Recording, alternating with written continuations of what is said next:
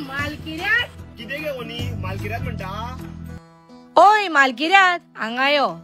आजकाल ल्हान ल्हान भुरगे आमचे यूथ आपली स्वप्नां साकार करपाक भायर सरल्या